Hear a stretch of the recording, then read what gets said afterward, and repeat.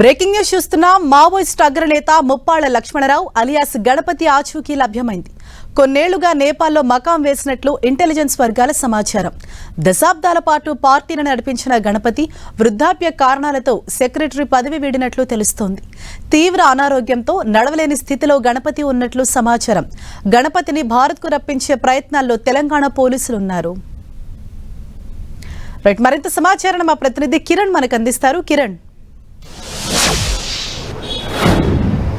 హరీష, ఇప్పటికే మావోయిస్ట్ పార్టీకి సంబంధించిన అగ్రనేతలంతా కూడా ఒక్కొక్కరుగా లొంగుబాట పాట పడుతున్న నేపథ్యంలో ఆ పార్టీకి సంబంధించి గతంలో అగ్రనాయకత్వం వహించిన గణపతి కోసం కూడా తెలంగాణ ఎస్ఐబి సంబంధించిన అధికారులు ఆ వేట ముమ్మరం చేసినట్టుగా తెలుస్తుంది. ఇప్పటికే నేపాల్లో అతడు ఉన్నట్లుగా ఆచూకీ కనుగొన్నారు. గత కొన్నేళ్లుగా అనారోగ్య సమస్యలతో నడవడానికి కూడా ఇబ్బంది పడుతున్న గణపతిని సంబంధించిన ఆచూకీని కూడా కనుగొన్న నేపథ్యంలో మరికొన్ని నెలల్లో అతన్ని కూడా ఇటు ఇండియాకి, ముఖ్యంగా తెలంగాణ ప్రాంతానికి తరలించేందుకు ప్రయత్నాలు కూడా ముమ్మరం చేసినట్టుగా చెప్పుకోవచ్చు. ఎందుకంటే ఇప్పటికే మావోయిస్టు పార్టీకి సంబంధించిన తెలంగాణ ప్రాంతానికి సంబంధించిన కీలక నేతలంతా కూడా ఒక్కొక్కరుగా ఇప్పటికే లొంగుబాట పడుతున్న నేపథ్యంలో అప్పుడు గతంలో మావోయిస్టు పార్టీకి చీఫ్గా పనిచేసిన గణపతిని కూడా ఇక పోలీసులు తమ ఆధీనంలోకి తెచ్చుకునే ప్రయత్నం చేసినట్టుగా చెప్పుకోవచ్చు. ఇప్పటికే నేపాల్లో అతడు అక్కడ ఆశ్రయం పొందినట్టుగా పక్కా సమాచారాన్ని కూడా తెలంగాణ ఇంటెలిజెన్స్ సంబంధించిన అధికారులు కూడా గుర్తించిన నేపథ్యంలో దీనికి సంబంధించి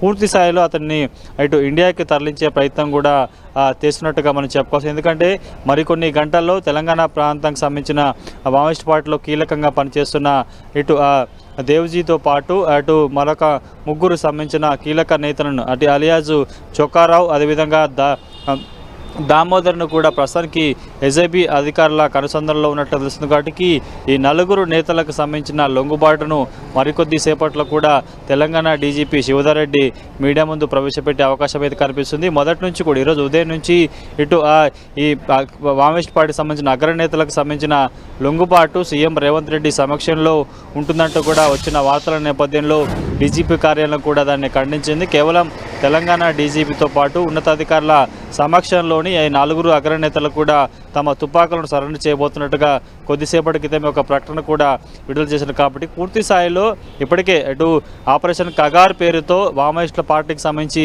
పూర్తిగా వారిని నిర్మూలన చేసేందుకు, అంతమొంచేందుకు ఇప్పటికే ఆపరేషన్ కగార్ కూడా చాలా వేగవంతంగా కొనసాగుతున్న నేపథ్యంలో ఆపరేషన్ కగార్లో భాగంగా మావోయిస్ట్ పార్టీలో కీలకంగా వ్యవహరించిన తెలంగాణ ప్రాంతానికి సంబంధించిన నేతలంతా కూడా తెలంగాణ పోలీసుల ఎదుట లొంగిపోవడం కూడా చర్చనీయాంశంగా మారినట్టుగా చెప్పవచ్చుంది. తెలంగాణ సంబంధించిన ఎస్ఐబి సంబంధించిన అధికారులు చాలా కీలక పాత్ర పోషించినట్టుగా మనం చెప్పుకోవాల్సి ఉంటుంది. కాబట్టి ప్రస్తుతానికి అయితే 508 మందికి పైగా ఇప్పటికే తెలంగాణ సంబంధించిన వారు వివిధ కేడర్లో పనిచేస్తున్న వారంతా కూడా తెలంగాణ పోలీసులు లొంగిపోయారు. కాబట్టి ప్రస్తుతానికైతే అగ్రనేతలుగా చెప్పుకుంటున్న 10 మందిలో ప్రస్తుతానికి నలుగురు వారు కూడా తెలంగాణ పోలీసులు లొంగిపోవడం కూడా ప్రస్తుతానికైతే ఈ మావోయిస్టుల ఏరివేతకు సంబంధించి కావచ్చు, లొంగుబాట్ల విషయంలో తెలంగాణ పోలీసులు ముఖ్య భూమిక పోషించినట్టుగా మనం చెప్పాల్సి ఉంటుంది. కాబట్టి ప్రస్తుతానికైతే ఈ నలుగురు రైతుల సరెండర్తో పాటు గతంలో మావోయిస్ట్ పార్టీకి సంబంధించి చీఫ్గా వ్యవహరించిన గణపతిని కూడా ఇటు ఇండియాకు రప్పించేందుకు తెలంగాణ పోలీసు ఉన్నతాధికారులు